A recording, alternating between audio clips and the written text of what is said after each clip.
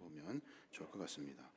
오늘 함께 나눌 말씀의 제목은 부름을 받은 청지기의 삶이라는 제목을 가지고 같이 하나님 말씀 나누겠습니다.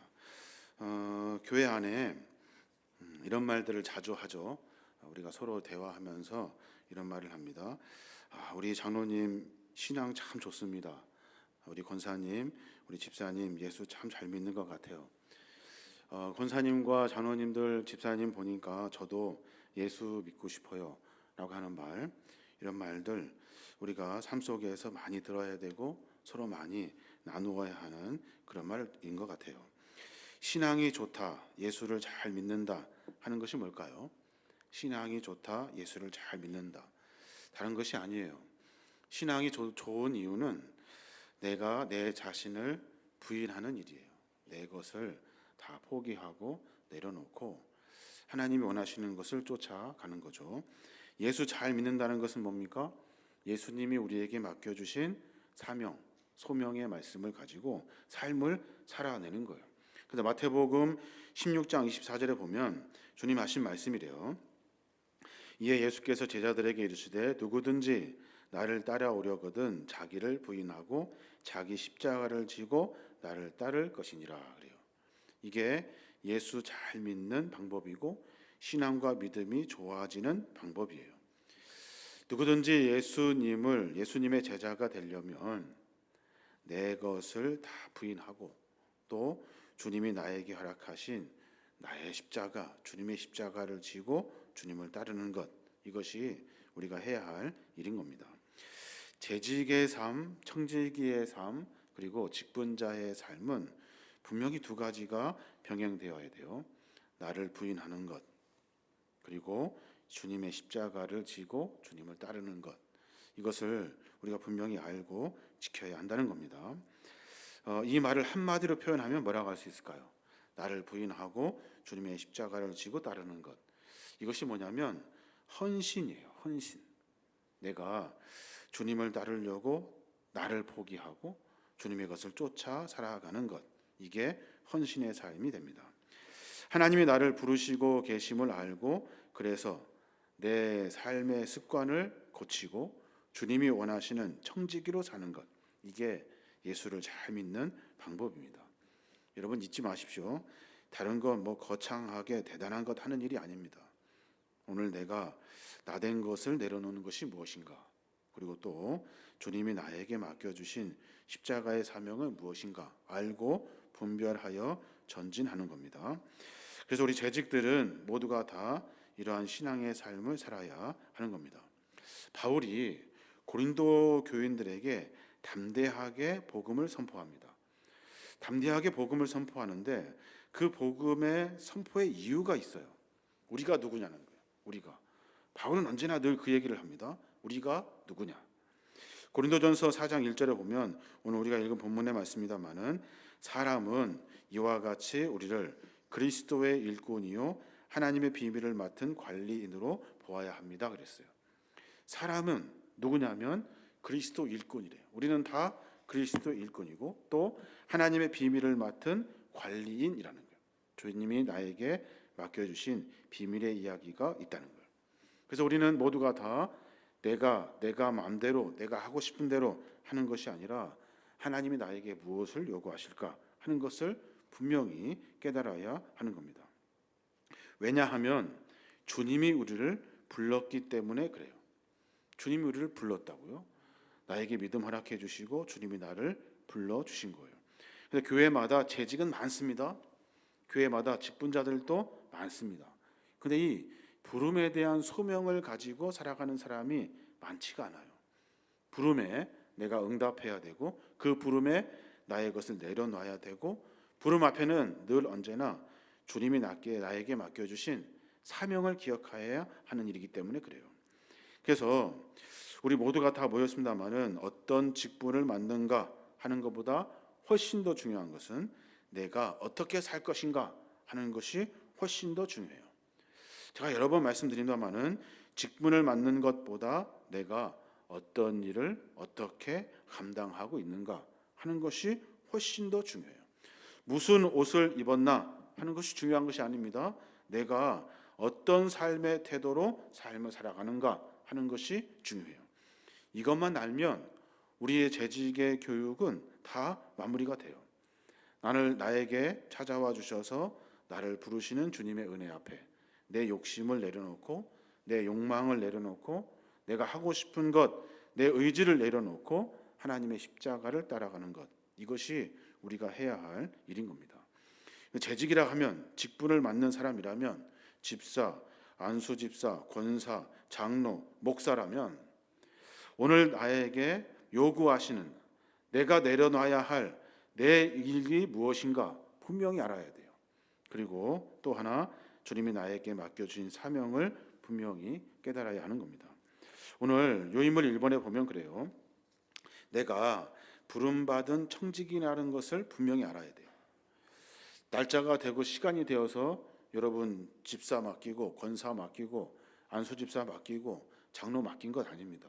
오늘 내 믿음과 신앙을 하나님 앞에 내어놓을 수 있어야 돼요. 요한복음 15장 16절에 보면 그렇게 말씀하셔요. 너희가 나를 택한 것이 아니요 내가 너희를 택하여 세웠나니 그래요. 여러분 이 말에 우리가 하나님의 깊은 은혜를 체험해야 돼요. 너희가 나를 택한 것이 아니에요. 우리가 하나님을 택한 것이 아니에요. 하나님이 나를 택하여 주신 거예요. 뿐만 아니라 누가 나를 택해서 집사시키고 권사시키고 안수집사시키고 시킨 것이 아니라는 거예요. 하나님이 택하셔서 그 직분을 맡겨 주셨다는 거예요. 이것을 분명히 알아야 돼요. 그래서 집사는 한 번 집사가 되면 영원한 집사로 살아야 돼요. 물론 헌법에는 1년직입니다만 그 일들을 다 뒤로 하고 우리가 하나님의 부름을 받으면 그 부름에 합당한 신앙의 삶을 살아야 돼요. 권사로 임직받으면 평생 권사로 해야 할 일이 무엇인가 고민하며 살아야 하는 거예요. 그것이 무너져 버리면 아무것도 아니라는 거예요. 여러분 꼭 기억하십시오. 너희가 나를 택한 것이 아니라 내가 너희를 택하여 세웠다는 거예요. 오늘도 나를 부르신 하나님, 또 나를 택하여 주신 하나님, 나에게 직분과 사명을 맡겨주신 하나님을 분명히 기억해야 하는 겁니다. 구약에 보면 성경에 보면 여러 사람들을 하나님이 일꾼으로 부르셔요. 잘 아시는 것처럼 이스라엘 민족을 해방시키기 위해서 모세를 부르셨어요. 또 이스라엘 통일 왕국을 이루기 위해서 사무엘을 하나님이 부르셨어요. 그래서 사울과 다윗에게 기름 부어 왕이 되게 하죠. 예수 그리스도 복음을 전하기 위해서 누구를 불러요? 핍박자 사울을 불러요. 그래가지고 바울로 이름을 바꿔놓으시고 그를 통해서 복음을 증거하게 하셔요. 오늘 하나님이 나에게 맡겨주신 부름의 분명한 소명이 있다는 거예요. 그러면 그것을 분명히 깨달아 알으셔야 하는 거예요. 광주 계림교회 재직으로 부름받은 청직이라면 나에게 맡겨주신 주님의 사명이 무엇인가 하는 것을 분명히 깨달아야 하는 겁니다. 오늘 저는 말씀을 준비하면서 우리 신앙의 자세를 조금 정비해 봤으면 좋겠어요. 특별히 우리가 재직으로 부름을 받았다. 하나님의 신앙으로 믿음 안에 하나님이 나에게 믿음을 허락해 주셨다 하는 의식이 있다 한다면 우리의 삶을 정비해야 하는 겁니다. 부름받은 청지기는 열매를 맺는 삶을 살아야 돼요. 매번 들어서 여러분 잘 아실 거예요. 무슨 열매를 맺어야 하냐면 성령의 열매를 맺어야 되죠. 같이 한번 읽어볼까요? 성령의 열매 9가지 시작. 사랑, 희락, 화평, 오래 참음, 자비, 양성, 충성, 온유, 절제. 매번 들었던 이야기죠. 2가지 핵심이 있어요. 우리가 맺어야 될 성령의 열매의 핵심은 2개. 하나는 관계의 열매입니다. 관계의 열매. 그리고 또 하나는 성품의 열매예요. 성품의 열매. 이 모든 거 다 이 2가지로 취급할 수 있어요. 사랑, 희락, 화평, 오래 참음, 자비, 양성, 충성, 온유, 절제. 이거는 다 관계의 열매이고 성품의 열매예요. 저도 그게 참 잘 안 되는데 이 관계와 성품을 잘 다듬어 가야 돼요. 우리 신앙의 삶의 모습 가운데 재직들이 해야 할 중요한 열매가 거기에 있는 거예요. 관계를 깨트려서도 안 되고 그리고 내 성품이 무너져서도 안 돼요. 여러분 반드시 꼭 꼭 기억하셔야 돼요. 또 하나 재직이라면 가져야 될 일이 있어요. 그것이 뭐냐면 생활의 열매예요. 생활의 열매. 생활의 열매를 맺을 수 있어야 돼요. 마태복음 3장 10절에 보면 그런 말씀이 있습니다. 이미 도끼가 나무 뿌리에 놓였으니 좋은 열매를 맺지 아니하는 나무마다 찍혀 불에 던져지니라 하는 말씀이에요. 이 말은 도끼가 내 삶 가운데 딱 놓여져 있대요. 그래서 내가 잘못된 생활을 하게 되면 그 도끼가 나를 찍어서 불에 던져 버린다는 하나님의 말씀이에요. 저는 이 말씀 앞에 제 자신을 반성하게 돼요. 나는 관계도 엉망이고 또 성품도 엉망이고 또 내 생활도 엉망이에요. 그래서 하나님이 나를 보시고 벌하시겠다, 하나님이 나를 징계하시겠다라는 생각을 해보게 됩니다. 여러분 재직이라 하면 반드시 그러한 성품들을 정비하셔야 돼요. 또 하나는 봉사의 열매를 맺어야 돼요. 봉사의 열매. 당연하죠. 봉사의 열매 맺어야 돼요. 우리가 하나님이 우리를 부르신 이유는 뭐냐면 우리의 헌신을 요구하고 계시는 거예요. 그냥 너 잘 내라고, 너 이름 내라고, 너 한번 해보라고, 이거에서 부자 되라고 나에게 직분 맡겨준 것이 아니에요. 봉사해라고, 헌신해라고, 수고하라고 우리에게 맡겨주신 일이에요. 그래서 재직은 세 가지를 분명히 알아야 돼요. 하나, 성령의 열매를 맺어야 돼요. 관계와 성품을 정비하셔야 돼요. 또 하나, 생활의 열매를 맺어야 돼요. 내 생활이 하나님 앞에 합당한가, 정상인가 하는 것을 늘 정비하셔야 돼요. 또 하나, 나는 지금 봉사하고 있는가, 아니면 내 이름 내려고, 나 부자 되려고, 내 욕망을 채우려고 내가 봉사하고 있는가. 이 세 가지를 분명히 기억하셔야 돼요. 그래야만이 부름받은 청직의 열매를 맺어갈 수 있는 거예요. 한번 가만히 생각해 보시면 좋겠어요. 성령의 열매, 그리고 또 생활의 열매, 봉사의 열매를 맺어가고 있는가. 또 하나 우리가 생각할 것은 부름받은 재직은 지혜가 있어야 돼요. 지혜가. 제가 지난번에도 지혜에 대한 말씀을 여러 번 나누었습니다만은 지혜에는 특별히 세 가지가 있어요. 하나님 우리에게 주시는 지혜가 세 가지인데, 하나는 뭐냐면 분별의 지혜가 있어야 돼요. 분별의 지혜. 이것도 많이 들어보셔서 잘 아실 거예요. 하나님의 뜻을 분명하게 알지 못하면 재직은 책임을 다할 수 없습니다. 무엇이 참이고 무엇이 거짓인지 분별해내지 못합니다. 무엇이 진리이고 비진리인지도 몰라요. 성령의 역사인지 마귀의 역사인지 분별할 수가 없어요.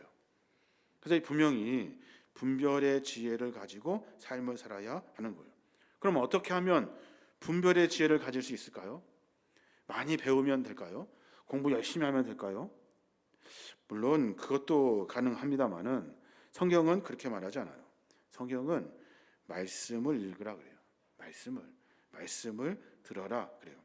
디모데후서 2장 15절에 보면 그런 말씀이 있어요. 내가 진리의 말씀을 옳게 분별하며 부끄러울 것이 없는 일꾼으로 인정된 자로 자신을 하나님 앞에 드리기를 힘쓰라 그래요. 말씀을 옳게 분별하며. 옳게 분별하려면 어떻게 해요? 말씀을 계속 읽어야 돼요. 말씀을 계속 들어야 되고 말씀 속에 하시는 말씀을 들어야 돼요. 신기한 것은 성경에 없는 상황이 없어요. 없는 상황이. 우리 신앙생활의 여러 삶 속에서 있는 수많은 이야기들이 성경 속에 다 들어있거든요. 그 말씀을 읽으면, 언제나 말씀을 묵상하면, 말씀을 통해 삶을 정비하면 자연스럽게 내 삶이 정비되는 거예요. 다듬어진다고요. 이게 신앙인들의 분별이에요. 또 하나 지혜를 가져야 되는데 그 지혜가 뭐냐면 자기 자신을 아는 지혜예요. 자기 자신을 아는 지혜. 솔로몬이 전도서를 통해서 수많은 지혜의 이야기를 기록해냅니다. 거기에서도 마찬가지예요. 내 자신을 알아야 한다는 거예요. 내 자신을. 자기 자신을 바로 아는 것이 인생의 지혜의 근본이라는 거예요. 제일 안 되는 게 뭔지 아십니까? 내가 나를 잘 몰라요. 내가 무엇을 고쳐야 하는지 잘 모릅니다. 또 내가 지금 무엇을 하고 있는지를 잘 몰라요. 자기 자신을 잘 알지 못하니까 불행과 비극과 실패가 생기는 거예요. 우리는 어때요? 나는 되돌아보지 않고 늘 언제나 형제 눈 속에 있는 티만 봐요. 티만. 내 안에 있는, 내 눈 속에 있는 들보는 볼 줄 모른다고요. 그래서 여러분 기도할 때마다 자기 자신을 늘 되돌아봐야 돼요. 내 삶이 과연 정상인가? 내가 하나님 보시기에 합당한가? 자신을 아는 지혜는 타인을 향한 비판과 판단을 하지 않습니다. 뭐냐면 자기 자신이 부끄럽기 때문에 그래요. 먼저 자기 자신이 반성하고 자기를 시험하여 내가 바르게 서도록 하는 거예요. 고린도후서 13장 5절에 보면 그런 말씀이 있어요. 바울이 고린도 교회에게 한 말씀인데, 여러분은 자기가 믿음 안에 있는지를 스스로 시험해 보고 스스로 검증해 보십시오. 여러분은 예수 그리스도께서 여러분 안에 계시다는 것을 알지 못합니까? 모른다면 여러분은 실격자입니다. 현대어 성경으로 읽어드렸어요. 믿음 안에 있는지 스스로 점검해 보래요. 스스로 점검하셔야 돼요. 누가 가르쳐 줄 수가 없어요. 스스로 점검하셔야 돼요. 내가 그리스도 안에 있다는 것을 알지 못하면, 내 안에 주님이 계셔. 주님이 나에게 요구하시고 말씀하시고 주님의 마음으로 살으라고 명령하시고 수없이 말씀하셨는데 내가 그것을 깨닫지 못해. 내가 여전히 나 중심으로 살아요. 몰라요. 그러면 실격자라는 거예요. 실격자. 빵점. 떨어졌다. 안 된다. 너는 실격자다 하신다는 거예요. 여러분 분명히 기도할 때마다 언제나 놓지 마셔야 돼요. 내가 지금 잘하고 있는가? 내가 지금 정상인가? 하는 것을 깊이 고민해 봐야 하는 겁니다. 또 하나 지혜가 있어요. 그 지혜가 뭐냐면 언젠가 심판이 있겠구나 하는 그 지혜예요. 여러분 계속 갈 것 같죠? 계속 잘 될 것 같고 계속 흥할 것 같죠? 여러분 심판이 있습니다. 그래서 그리스도인은 삶을 정비할 때 먼저 생각하는 것이 내가 하나님 앞에 바른가? 하나님이 나를 보시고 어떻게 심판하실까 하는 것을 생각하셔야 돼요. 그러면 삶이 정비되게 되어 있습니다. 세 가지 분명히 기억하셔야 돼요. 분별의 지혜가 있어야 됩니다. 그러려면 말씀을 보셔야 돼요. 말씀. 우리가 요즘 성경 읽기 하고 그리고 또 새벽마다 큐티를 통해서 하나하나 말씀을 읽어가고 있습니다. 말씀을 통해서 분별의 지혜를 배우셔야 돼요. 그리고 늘 내 자신을 알아야 돼요. 내 자신을 되돌아보셔야 돼요. 그리고 계속 가는 거 아닙니다. 심판이 있다는 것. 결국에 하나님의 심판 앞에 선다는 것을 분명히 기억하셔야 하는 거예요. 또 하나 우리가 생각해야 될 것이 있는데, 부름받은 재직은 신앙의 삶을 정비하셔야 돼요. 신앙의 삶을. 어떤 신앙의 삶을 정비해야 되냐면 하나가 뭐냐면 주의 날을 존귀히 여겨야 돼요. 주의 날. 여러분 말씀드린 것 같은데 주님의 날, 예배하는 그 날을 여러분 하찮게 여겨서는 안 됩니다. 그 날은 해도 되고 안 해도 되고 하는 날이 아니에요. 꼭 지켜야 하는 날이죠. 그래서 여러 번 말씀드립니다만은 늘 언제나 자기 원대로 뜻대로 상황과 형편을 대하면서 그렇게 상황을 만들어 갑니다. 여러분 그런 생각을 아예 처음부터 버리셔야 돼요. 주의 날을 존귀히 여겨야 하는 거예요. 주님의 날은 어떤 날입니까? 주님의 날은 예배하는 날이에요. 하나님 앞에 예배하는 날. 주일날만은 하나님 앞에 예배하는 날이에요. 또 예배하는 시간을 절대로 놓쳐서는 안 돼요. 주의 날은 뭐 하는 날입니까? 선행을 하는 날이에요. 선행을. 말씀을 통해서 내 삶의 방향을 정비해야 하는 거예요.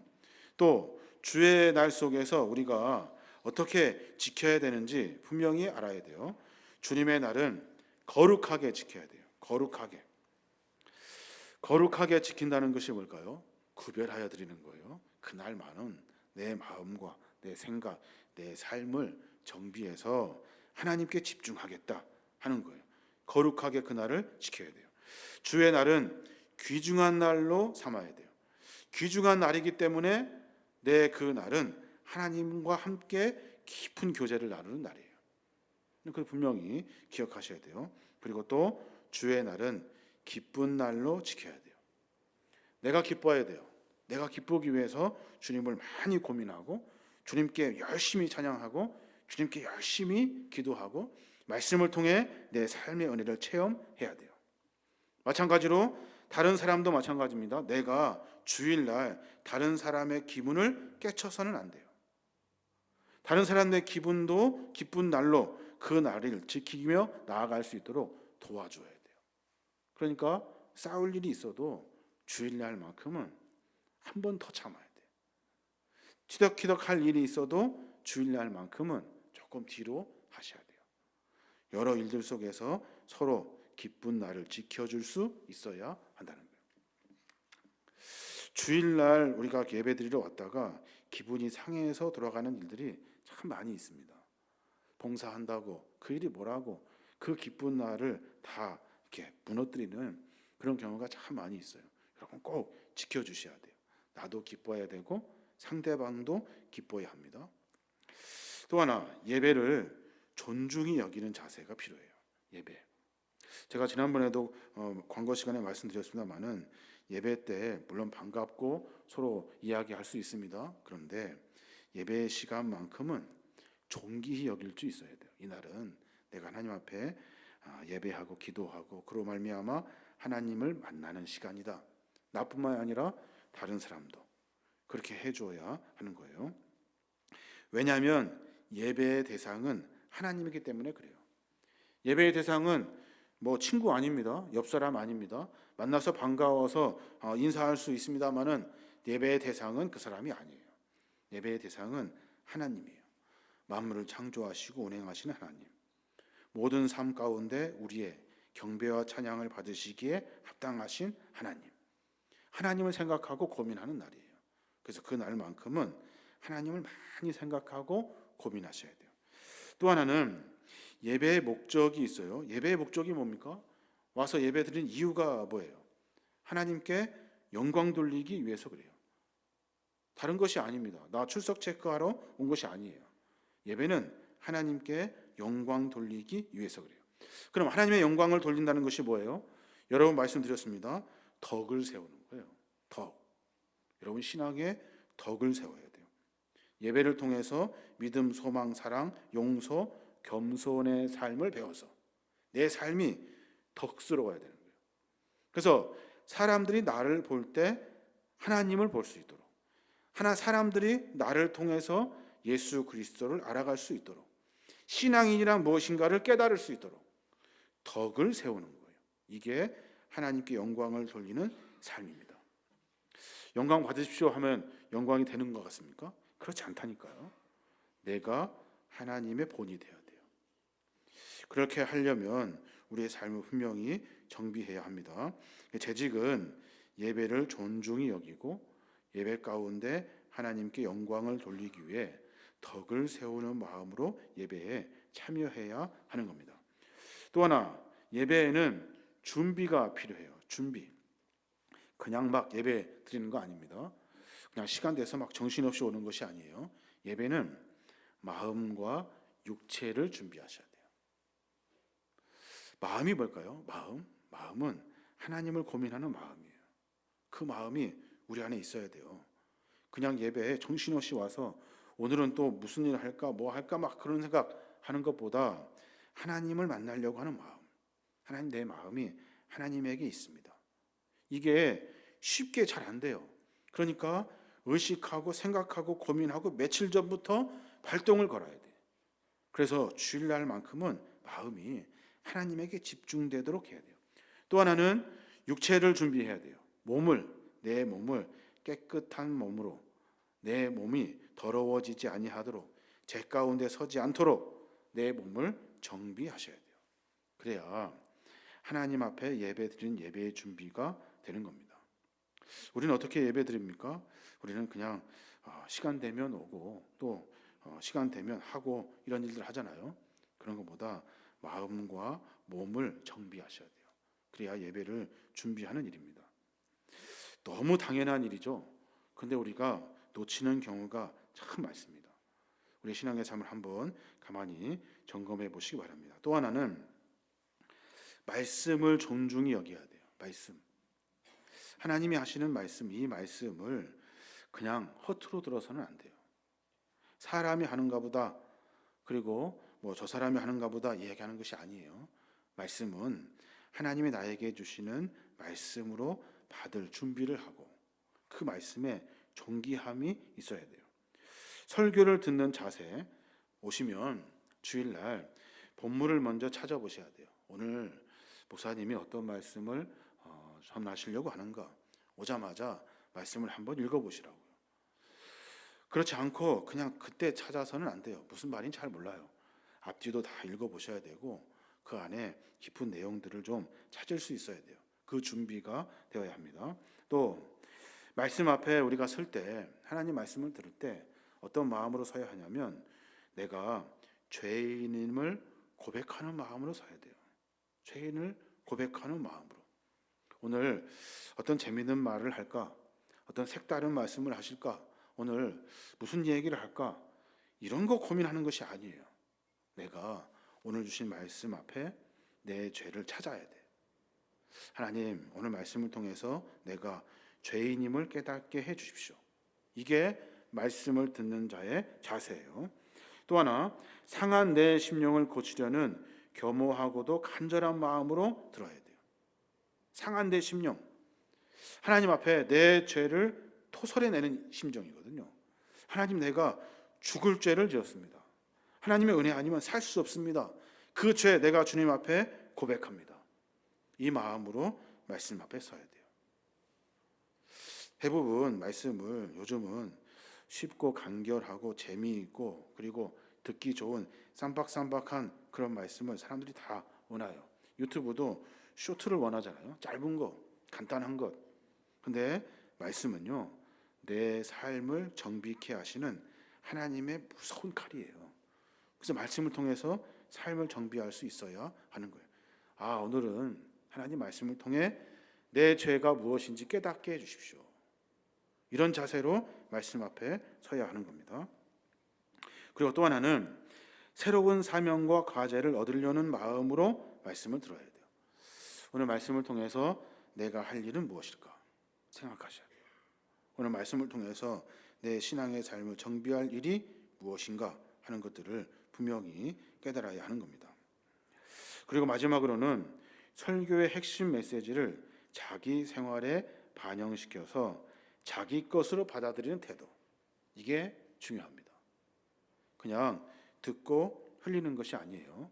분명히 나에게 주시는 말씀, 내 삶을 고치는 이야기들을 찾아서 한 개가 됐든 두 개가 됐든 그것을 적어내든지 새기든지 하여서 그 말을 고쳐내어야 하는 겁니다. 우리 아이들과 대화하면서 주일날 끝나면 꼭 하는 이야기가 있어요. 그 이야기가 뭐냐면, 오늘 목사님이 무슨 설교하디 그래요. 저희 아내한테도 오늘 내가 무슨 말 하는 것 같디? 뭔 말인지 알아듣겠니? 라고 이렇게 물어봐요. 그러면 꼭 이렇게 한 줄로 이렇게 요약을 해요. 그렇게 많이 얘기했는데 딱 한 줄만 이야기할 때 서운함이 좀 있어요. 서운함이. 근데 상관없어요. 그 말 한마디가 그 삶 속에서 깊이 새겨져서 하나씩 하나씩 고쳐가면 되거든요. 설교를 준비하는 자세도 마찬가지입니다. 설교도 설교 다 와야 들을 거 아닙니까? 설교를 쉽게 선배 목사님들이 하시는 말씀이 있어요. 어떻게 되겠지 하는 마음으로 설교 앞에 서지 말아요. 원고를 다 준비하래요. 점까지 다 찍어가면서 준비하래요. 그래야 그 말 속에 하나님의 그 묵상과 고민 속에 너도 성도도 고쳐지게 된다는 거예요. 그런 것들을 우리가 분명히 알고 깨달아야 하는 겁니다. 또 하나는 설교를 들은 다음에 어떻게 해야 될까요? 궁금한 것이 있잖아요. 내가 어떻게 목사님한테 물어봐. 목사님 바쁘실 텐데 또 뭐 그런 걸 물어봐. 여러분, 그러지 마세요. 궁금한 것이 있거나 의문이 되는 것이, 이해가 안 되는 것이 있으면 설교자에게 물어봐야 돼요. 제가 설교하고 난 다음에 이렇게 오후가 되면 이렇게 문자로 이렇게 이야기해 주시는 분들이 참 많아요. 그분들 이렇게 보면 궁금한 것도 그리고 은혜 받은 것도 이렇게 함께 이렇게 나눠지게 돼요. 여러분, 그거 참 좋은 일입니다. 하나도 안 불편하고 하나도 안 피곤합니다. 그 이야기들을 통해서 우리가 설교에 그리고 말씀에 더 깊은 교제를 나눌 수가 있는 거예요. 꼭 그렇게 하시기 바랍니다. 말씀을 통해서 우리의 삶을 분명히 점검할 수 있어야 하는 거예요. 저는 우리 교회 성도님들이 두 가지를 꼭 했으면 좋겠어요. 하나는 큐티를 하셔야 돼요. 큐티를. 여러분, 오랫동안 제가 큐티 책도 사다 드리고 또 큐티를 통해서 새벽도 예배 드리고 그리고 하고 있습니다. 많이 이렇게 되지는 못해서 안타까운데 여러분, 큐티를 놓치지 마셔요. 여러분, 어떻게든지 재직들은 큐티 책을 들고 다니셔야 돼요. 그리고 또 하나는 1년에 한 번 정도는 말씀을 읽을 수 있어야 합니다. 분량이 많고 어렵고 바쁘고 힘들고 이거 다 여러분 은혜 받으면 해결될 일이에요. 은혜 받으려고 하고 하나님 앞에 설 수 있어야 돼요. 이 두 가지가 우리의 삶 속에 분명히 새겨져야 하는 겁니다. 오랫동안 말씀을 듣고 묵상하고 말씀을 고민한 사람의 인격과 성품과 신앙의 깊이는 다릅니다.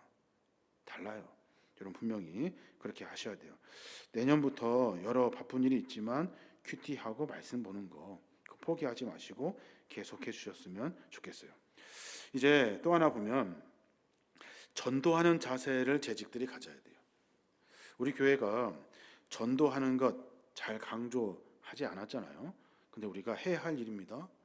우리가 코로나로 지나고 여러 일들을 겪으면서 전도하는 것과 굉장히 주저주저하게 돼 있어요. 신앙생활의 핵심은 뭘까요? 나와 그리고 내가 정비되고 그리고 내 삶의 이야기들을 통해서 당신도 그 사람도 상대방도 복음의 사람으로 바뀌어지게 하는 것이 신앙생활의 목적이에요. 그러니까 우리가 삶 속에서 늘 전도하는 자세를 가져야 돼요. 그래서 복음을 위해서 희생적인 자세가 돼야 돼요. 내가 복음을 전하는 일에 헌신해야지, 수고해야지, 물질도 드리고 그리고 시간도 드리고 그리고 노력도 하고 땀도 흘리고 복음을 위해서 이런 헌신이 우리 안에 있어야 돼요. 그냥 있는 그대로 그냥 우리가 그런가 보다 하고 그냥 넘어가요. 그렇게 되면 안 돼요. 저한테 어떤 목사님이 하신 말씀 그래요. 연초가 되거나 연말이 되면 그 목사님을 꼭 만나게 되는데 그 목사님이 너는 올해 몇 명 전도했니? 그래요. 제가 또 교만하게 제가 설교도 하고 이렇게 교인들 전도하라고 해서 다 전도도 하고 했습니다. 그렇게 또 이야기했어요. 그러다가 그 목사님한테 엄청 혼났던 기억이 나요. 너는 전도 안 했잖아. 하신 말씀, 그 말씀이 생각이 납니다. 너를 왜 목사 세웠어? 왜 목사 세웠습니까? 설교하라고? 아니에요. 전도하라고 하나님이 세운 거예요. 우리가 그것을 잃어버리고 있다고요? 왜 장로 세웠어요? 왜 권사 세우고 안수집사 세웠어요?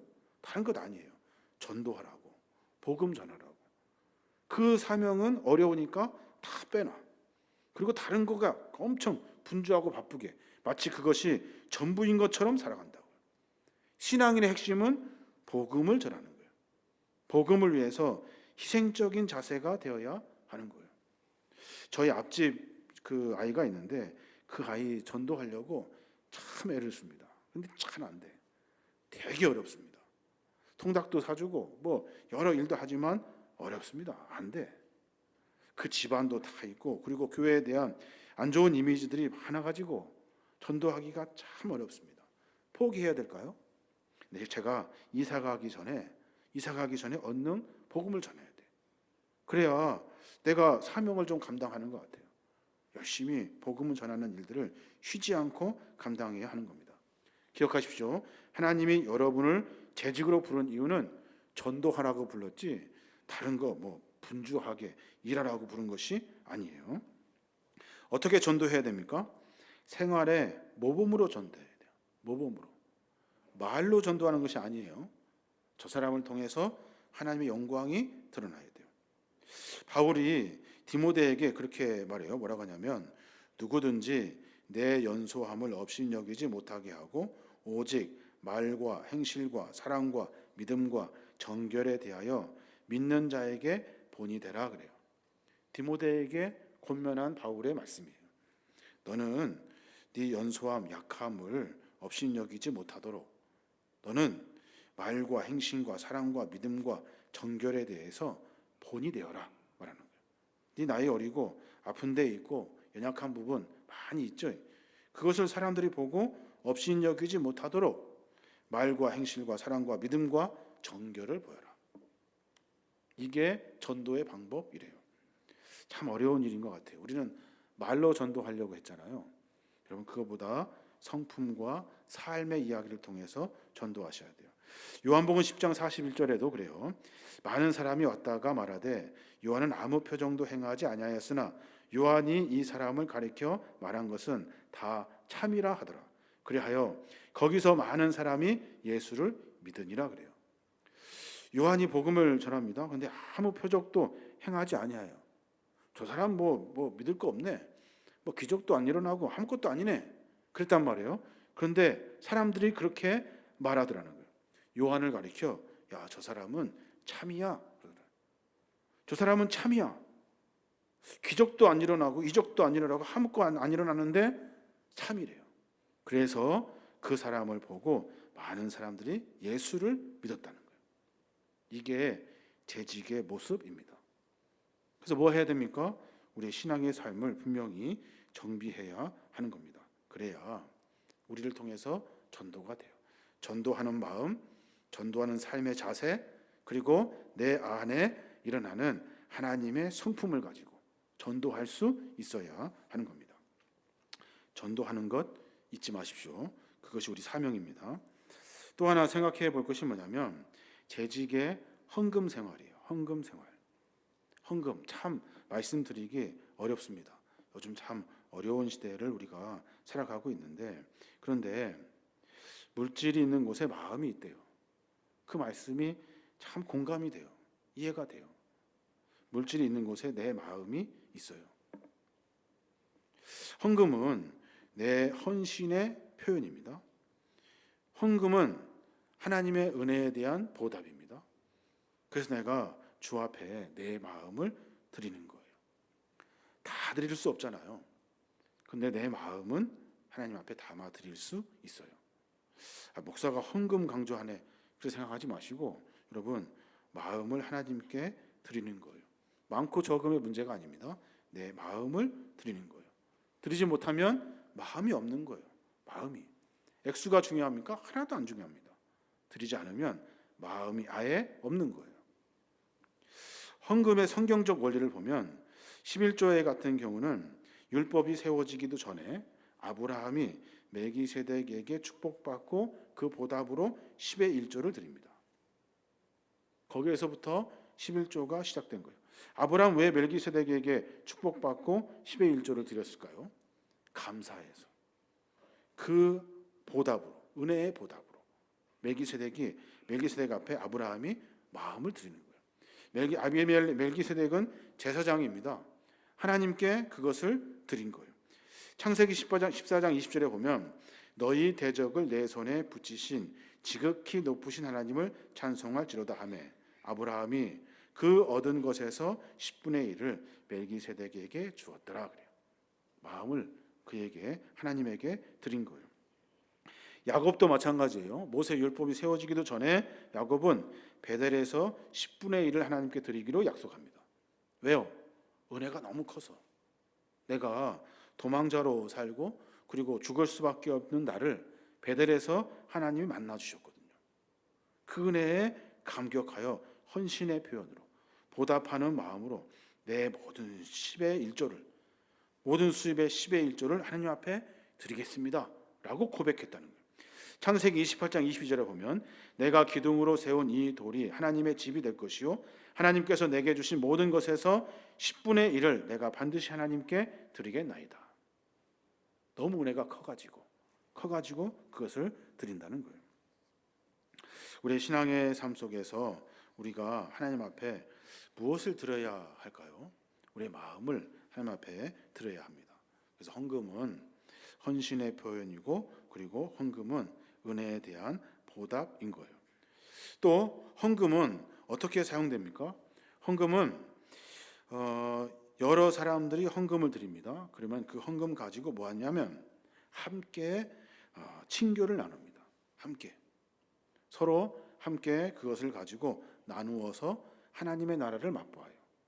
우리가 교회 안에 구제도 하고 선교도 하고 그리고 여러 식사도 하고 그리고 여러 일들 속에서 서로 나눕니다. 뭘로 합니까? 헌금으로 합니다. 서로 그 일을 통해서 더 깊은 친교를 나누기 위해서. 또 하나, 헌금은 뭐 합니까? 헌금은 레위인과 과부와 고아와 나그네를 위해 사용합니다.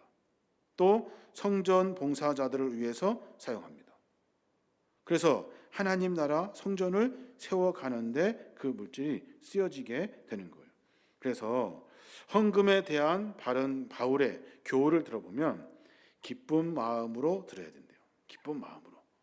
내가 받은 하나님의 은혜를 기억하고 기쁜 마음으로 드려야 됩니다. 또 헌금은 그래서 미리 준비하는 것이 맞아요. 하나님의 은혜에 내가 감사하여 매 순간마다 헌금을 준비하는 마음으로 드려야 돼요. 그때 호주머니 열어가지고 있는 것 또 꺼내가지고 그거 드리는 것이 아니에요. 하나님 앞에 은혜 받은 것이 감사하고 내가 주 앞에 내 마음을 표현하는데 그렇게 그냥 호주머니에 있는 거 드리는 것이 아니라고요. 오래전부터 준비하고 오래전부터 계획하고 그 일을 통해서 하나님 앞에 내 마음을 드릴 수 있어야 하는 겁니다. 헌금의 사용 한번 볼까요? 헌금의 사용은요, 하나님의 뜻대로 사용해야 돼요. 하나님의 뜻대로. 이거 애매한 말 같죠? 하나도 안 애매합니다. 하나님의 뜻대로 사용되어져야 하기 때문에 낭비할 수 없습니다. 그래서 막 무섭게 영수증 챙기고 무섭게 감사하고 그 일을 계속 반복하는 거예요. 또 인색하면 안 됩니다. 아낍시다, 줄입시다, 뭐 할 수 있어요. 그런데 뜻대로 사용되려면 인색해서는 안 돼요. 도울 때는 도와야 돼요. 그리고 부족하지 아니하도록 늘 우리가 열심히 그 마음을 품어야 돼요. 선교, 구제, 봉사 이런 것들에 사용될 수 있도록 우리가 늘 마음을 정비해야 돼요. 이것이 하나님의 계획입니까? 하나님이 우리에게 도우라 마음을 주셨군요. 알고 깨닫고 열심히 도와야 하는 거예요. 이게 하나님의 뜻대로 사용되어지는 일이에요. 낭비되면 안 되고 인색해서도 안 돼요. 늘 하나님의 마음이 어디 있는지를 생각해 보아야 하는 거예요. 또 하나, 헌금 어떻게 사용해야 됩니까? 교인들의 뜻대로 사용해야 돼요. 교인들의 뜻대로. 목사 마음대로 사용하는 거 아닙니다. 장로 마음대로 쓰는 거 아닙니다. 교회 재정은 아시는 것처럼 의결기관인 공동의회를 통해서 최종 결정되게 됩니다. 누가 말해요? 누가 발표해요? 그럽니다. 여러분, 그러면 안 돼요. 유심히 찾아보시고 들여다보셔서 잘못된 것이 있으면 지적하셔야 돼요. 이게 우리 재직들이 해야 될 일이에요. 이래야 이 헌금이 교인의 뜻대로 사용되게 되는 거예요. 목사 마음대로 안 됩니다. 저희는 마음대로 할 수가 없어요. 단계가 여러 단계가 있잖아요. 장로 마음대로 쓸 수 있습니까? 쓸 수 없습니다. 써서도 안 됩니다. 누구 마음대로 할 수도 있는 것이 아니에요. 재직회와 공동회를 통해서 사용하게 되어 있어요. 꼭 그렇게 기억하셔야 돼요. 그리고 또 하나는 헌금 드릴 때 우리가 헌금을 통해서 교역자들, 이렇게 목회자들 생활비를 주게 되는데 여러분 그거 기억하셔야 돼요. 월급이나 구호금 주는 것이 아니에요. 여러분 생활비를 많이 주라는 것이 아닙니다. 또 적게 주라는 것도 아니에요. 월급이나 구호금처럼 마치 직원 대하듯이 좀 잘하면 마음에 들면 더 주고 마음에 안 들면 막 깎고 그런 것이 아니에요. 적게 줘도 상관없어요. 마음을 드리는 거예요. 마음을. 그래서 11조나 구약의 예물들을 다 드리면 제사장들이나 거기에서 일하는 사람들이 생활비로 사용합니다. 변질될 수 있습니다. 더 많이 걷어 자기가 많이 가질 수 있죠. 그렇게 하지 않도록 제도를 만들어야 돼요. 그래서 교인의 뜻대로 사용되도록 해야 하는 거예요. 그 제도는 그래서 중요합니다. 많거나 적거나 교역자는 그것을 받을 권리가 있는 거예요. 그것을 마치 월급 주듯이 무슨 불쌍한 사람들 도와주듯이 그렇게 주어서는 안 된다는 거예요. 마음을 드리는 거예요. 얼마가 아니라 분명히 기억하셔야 돼요. 그래서 헌금을 사용하면서 우리는 그것을 하나님의 마음을 가지고 삶을 정비해야 하는 겁니다. 그래서 헌금은 분명하게 취급되어야 돼요. 하나님의 뜻, 교인의 뜻, 그리고 하나님의 마음, 하나님 원하시는 곳에 쓰여질 수 있도록 여러분이 깊이 들여다봐야 하는 겁니다. 자, 이제 마지막으로 한 10분 정도 더 하려고 하는데, 재직의 언어 생활을 정비하셔야 돼요. 언어 생활. 여러분 당연한 말이죠. 언어 생활. 야고보서 3장 1절에서 10절 말씀이 있는데, 그걸 제가 한번 읽어볼 거니까요. 여러분 한번 가만히 들어보십시오. 현대어 성경으로 읽겠습니다. 누구든지 말에 실수가 없는 사람은 온몸을 다스릴 수 있는 온전한 사람입니다. 말을 부리면서 그 입에 쟁알을 물립니다. 그리하여 우리는 말에 온몸을 끌고 다닙니다. 보십시오. 배도 그렇습니다. 배가 아무리 커도 또 거센 바람에 밀려도 매우 작은 키로 조종하여 사공이 가고자 하는 곳으로 끌고 갑니다. 이와 같이 혀도 몸의 작은 지체이지만 엄청난 일을 할 수 있다고 자랑을 합니다. 보십시오. 아주 작은 불이 굉장히 큰 숲을 태웁니다. 그런데 혀는 불이요. 혀는 불의 세계입니다. 혀는 우리의 몸의 한 지체이지만 온몸을 더럽히며 인생의 수레바퀴에 불을 지르고 결국에는 혀도 게헨나의 불에 타버립니다. 게헨나가 뭐냐면 지옥이거든요. 지옥의 불에 혀가 탄대요. 사람의 혀를 길들일 수 있는 사람은 아무도 없습니다. 혀는 걷잡을 수 없는 악이며 죽음에 이르게 하는 도구로 가득 차 있습니다. 우리는 이 혀로 주님이신 아버지를 찬양하기도 하고 이 혀로 하나님의 형상대로 지음받은 사람들을 저주하기도 합니다. 또 같은 입에서 찬양도 나오고 저주도 나옵니다. 나의 형제 자매 여러분, 이렇게 해서는 안 됩니다. 여러분 분명히 기억하셔야 돼요. 재직은 언어의 훈련을 하셔야 돼요. 그래야 재직이 될 수 있습니다. 또 하나 골로새서 4장 6절에 있는 말씀인데, 거기 말씀에 보면 이런 말씀이 있어요. 여러분의 말은 소금으로 맛을 내어 언제나 은혜가 넘쳐야 합니다. 여러분은 각 사람에게 어떻게 대답해야 마땅한지를 알아야 합니다. 그래요. 말은 소금으로 맛을 내는 것처럼 은혜가 넘쳐야 한대요. 여러분 분명히 기억하셔야 돼요. 여러분은 그래서 각 사람에게 어떻게 대답해야 마땅한지를 고민하면서 말해야 한다는 거예요. 그래서 우리 신앙의 삶 속에서 말을 조심하고 정비하셔야 돼요. 제가 여러 번 말씀드린 것 같은데, 그래서 말씨 훈련을 하셔야 돼요. 말씨 훈련. 저도 그게 참 잘 안 되는데, 화가 나면 막 말 가잖아요. 가기 전에 내가 말을 먼저 생각해야 돼요. 한 번 더 고민해보고 말해야 돼요. 재직은 믿음이 좋고 봉사를 열심히 해도 말씨가 사나우면 재직으로 봉사할 수가 없습니다. 왜 그럴까요? 공동체를 깨뜨리기 때문에 그래요. 사람은 말씨로 상황할 때를 꺾기도 하고 말씨로 꺼져가는 등불을 키우기도 합니다. 그래서 말 한마디로 청년비를 갚잖아요. 그것처럼 말 한마디도 공동체도 사람도 꺾어낼 수 있습니다. 그래서 말을 조심하셔야 돼요. 말씨로 그 사람의 인격을 평가하잖아요. 아무리 옳은 비판이라도 남의 말을 듣고 옮기는 사람 안 됩니다. 또 내가 하고 싶은 대로 말하는 사람 안 됩니다. 내가 내 말씨를 훈련하고 정비해서 정중하게 최대한 은혜가 넘치는 말들로 바꾸어서 말해야 하는 거예요. 세상 사람들처럼 싸매보자고 말해서는 안 된다는 거예요. 그게 참 잘 안 돼요. 여러분 우리 신앙의 삶을 정비하셔야 돼요.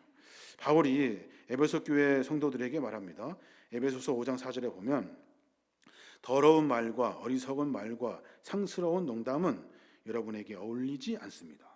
오히려 여러분은 감사에 찬 말을 하십시오. 우리가 할 말은 감사에 찬 말밖에 할 말이 없는 거예요.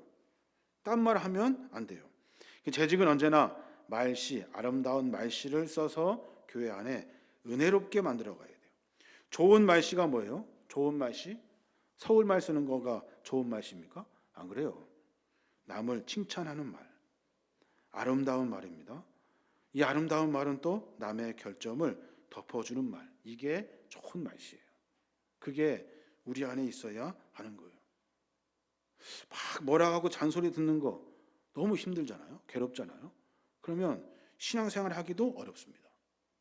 공동체가 다 깨트려져 버려요. 관계도 깨져요. 또 하나, 거짓말은 입 밖에 내어서는 안 돼요. 거짓말 해서는 안 됩니다. 잠언서 6장 2절에 보면 내가 한 그 말에 내가 걸려들고 내가 한 그 말에 내가 잡힌다 그랬어요. 거짓말하면 넘어갈 수 있을 것 같죠? 걸려듭니다. 거짓말하면 잘 될 것 같죠? 안 됩니다. 결국에는 잡힙니다. 바울도 에베소 교회에게 그렇게 말해요. 에베소 4장 25절. 그러므로 여러분은 거짓을 버리고 각각 자기 이웃과 더불어 참된 말을 하십시오. 우리는 서로 한 몸의 지체들입니다. 여러분 기억하셔야 돼요. 거짓을 버리고 이웃과 더불어 참된 말을 하셔야 돼요. 또 하나, 다른 사람의 헌담을 하지 말아야 돼요. 헌담. 부탁드립니다. 헌담하면 안 돼요. 잠언서 26장 22절 말씀 제가 읽어드릴게요. 헐뜯기를 잘하는 사람의 말은 맛있는 음식과 같아서 뱃속 깊은 데로 내려간다. 그 굉장히 들을만 하거든요. 재밌거든요. 그래서 내 뱃속 깊숙한 곳에 내려앉는데요. 악한 마음을 품고서 말만 매끄럽게 하는 입술은 질그릇에다가 은을 살짝 입힌 것과 같다. 남을 미워하는 사람은 입술로는 그렇지 않은 채 하면서 속으로는 흉계를 꾸민다. 비록 다정한 말을 한다 하여도 그를 믿지 말아라. 그의 마음속에는 역겨운 것이 7가지나 들어있다. 참 기가 막힌 말 아닙니까? 잠언서 26장 22절의 말씀. 헌담하는 것 쉽게 생각해서는 안 됩니다. 그래서 우리가 남을 언제나 허물을 덮어주고 회개하도록 권면하는 것, 이것이 우리 재직의 말이 되어야 하는 거예요. 또 하나, 형제에게 이간이 되는 말을 해서는 안 돼요. 이간이 되는 말을 해서는 안 됩니다. 잠언서 16장 28절에 보면 그런 말씀이 있어요. 못돼 먹은 자는 다툼을 일으키고 수다쟁이는 친한 친구를 갈라 놓습니다. 참 잘 적어놨죠. 못돼 먹은 자는 다툼을 일으키고 수다쟁이는 친한 친구를 갈라 놓는데요. 말 한마디에 막 싸움을 일으키고 말 한마디에 친한 친구를 다 갈라 놓게 된다는 거예요. 불평하는 말을 해서는 안 됩니다. 불평하는 말 할 수 있죠. 불평과 의견은 다릅니다. 불평은 감정이 들어갑니다. 의견은 내가 의견을 이야기할 수 있는 거죠. 감정 섞어서 말하면 안 된다는 거예요. 의견인 척하면서 불평을 말하는 것. 바울이 자기의 어리석음을 좀 용납해 달라고 그 고린도 교인들에게 하는 부탁이 있어요. 저도 참 어리석어서 여러 일들 속에서 많은 어리석음이 있는데 우리가 그 어리석을 서로 용납해 주어야 하는 거예요. 너 왜 그러니? 불평할 일이 아니라는 거예요. 고린도후서 11장 1절에 보면 여러분은 내가 좀 어리석은 말을 하더라도 용납해 주시기 바랍니다. 꼭 나를 용납해 주십시오. 서로 이해하려고 노력하면 불평은 해소할 수 있습니다. 여러분, 우리가 불평하기 전에 의견을 제출하기 전에 우리의 삶 속에서 먼저 한 번 더 용납하고 이해하려고 하는 마음이 있어야 돼요. 바울도 얼마나 고린도 교회 사람들이 뭐라고 했으면 이렇게까지 이야기했겠습니까? 여러분, 내가 어리석은 말을 많이 합니다. 그래도 좀 용납해 주십시오. 한 번 더 나를 좀 용납해 주십시오. 2번이나 말해요. 강조하면서 이해하고 노력하려고 하면 뭐 불평하는 것이 있겠습니까? 우리 해결할 수 있습니다. 라고 권면해주고 있는 거예요. 또 하나, 예와 아니오의 말을 정확히 하셔야 돼요. 예와 아니오. 주님이 하신 말씀인데 마태복음 5장 37절에 보면 너희는 예할 때에는 예라고 말만 하고 아니오 할 때는 아니오라고 말만 하여라. 이보다 지나치는 것은 악에서 나오는 것이다. 라고 말해요. 무슨 말이냐면 이해할 때는 이해하고 아니요 할 때는 아니요 해야 한다는 거예요. 친하다고 이해하고 안 친하다고 아니요 합니다. 내 마음에 든다고 이해하고 마음에 안 든다고 아니요 합니다. 이해할 때는 이해하라는 말은 무엇이 옳은가 그른가를 잘 분별해서 말해 주어야 한다는 거예요. 다른 것은 들어가면 안 돼요. 또 하나, 형제를 위로하는 말을 해야 됩니다. 형제를 위로하는 말. 재직은 가시 돋는 말로 형제의 마음을 아프게 해서는 안 돼요. 여기는 공부 잘하는 사람 모인 거 아니에요. 세상에서 누구 된 사람들만 모인 것이 아니에요. 서로 하나님의 마음을 가지고 사랑하고 교제하려고 모인 공동체예요. 하나님께서 우리에게 그 사랑을 알고 깨닫게 하시기 위해서 우리가 신앙생활하고 있는 거예요. 형제를 늘 언제나 위로하는 마음으로 격려해 주어야 하는 거예요. 그게 우리 안에 있어야 돼요. 마음이 상한 자와 고난 당한 자를 위로하고 교회 안에 해결하기 어려운 사건이 있을 때마다 돕고 협력하여 평화스럽게 해결해야 하는 거예요. 재직 중에는 사건을 만드는 사람이 있습니다. 그러면 안 돼요. 교회를 어지럽혀서도 안 되고 그 일 속에서 하나님의 평화를 만들 수 있도록 해야 한다는 거예요. 또 하나, 칭찬과 격려의 말. 이게 우리가 해야 할 말입니다. 부질없는 비평이나 책망은 형제를 낙심시키거든요. 일의 의욕을 상실시켜 버립니다. 자꾸 우리가 모여서 뭔가 일을 하려고 하면 그 일이 잘 안 됩니다. 왜요? 부질없이 비평하고 책망하는 일들이 많기 때문에 그래요. 그러면 하고 싶지가 않죠. 뭐하러 여기서 열심히 수고합니까? 집에 가서 하면 되지. 마음 쓰면서 뭐하러 마음 아프게 일합니까? 안 하면 되지. 다 그런 마음을 갖게 된다. 그러니까 재직은 장로, 권사, 집사, 서열은 없지만 내가 신앙의 믿음의 연조가 있으면 더더욱 칭찬하고 격려하는 말을 해주어서 힘 받도록 해줘야 된다. 얼마든지 해보라고. 근데 이것은 이렇게 하면 어떻겠냐고 권면하는 말로 해야 된다는 거예요. 그래야 교회 공동체가 살아갈 수 있는 거예요. 마지막으로 말과 행동이 일치하는 생활을 해야 됩니다. 당연한 말이죠. 누가 모르겠습니까? 근데 말과 행동이 일치하지 않아요. 제일 안 되는 사람이 저죠. 설교하는 사람. 말은 그렇다게 합니다. 근데 삶이 잘 안 돼요. 근데 잘 안 돼요. 되게 힘들어요. 그래서 눈물도 많이 흘리고 울기도 많이 합니다. 왜 하나님 난 안 됩니까? 속에서 막 불이 납니다. 근데 이게 안 고쳐져요. 참 이상하더라고요. 근데 여러분 열심히 몸부림쳐야 돼요. 읽고 또 읽고 새기고 또 새겨야 돼요. 말과 행동이 일치하도록 해야 돼요. 그래야 신앙의 삶을 살아갈 수 있습니다. 여러 가지 말씀을 드렸습니다. 말씀을 준비하면서 당연한 말이다 이렇게 이해하실 수 있을 것 같아요. 근데 제가 계린교회 목회하면서 생각하면서 고민하면서 이렇게 몇 가지를 추려봤어요. 우리 재직들이 그런 신앙의 삶의 몸부림을 통해서 하나님의 아름다운 공동체를 만들어갈 수 있습니다. 그때 하나님의 은혜로 말미암아 이 공동체가 하나님 나라의 공동체가 되는 거예요. 우리 신앙을 한번 점검해 봤으면 좋겠습니다. 우리는 어떤 사람이에요? 우리는 하나님이 불러준 나에게 찾아와 주셔서 청지기로 불러주셨어요. 열매를 맺어야 돼요. 성령의 열매, 관계와 성품의 열매입니다. 생활의 열매를 맺어야 돼요. 삶 속에서 하나님이 드러나야 됩니다. 봉사의 열매 맺어야 됩니다. 와서 마치 콘서트 구경하듯이 예배 드리고 가면 안 돼요.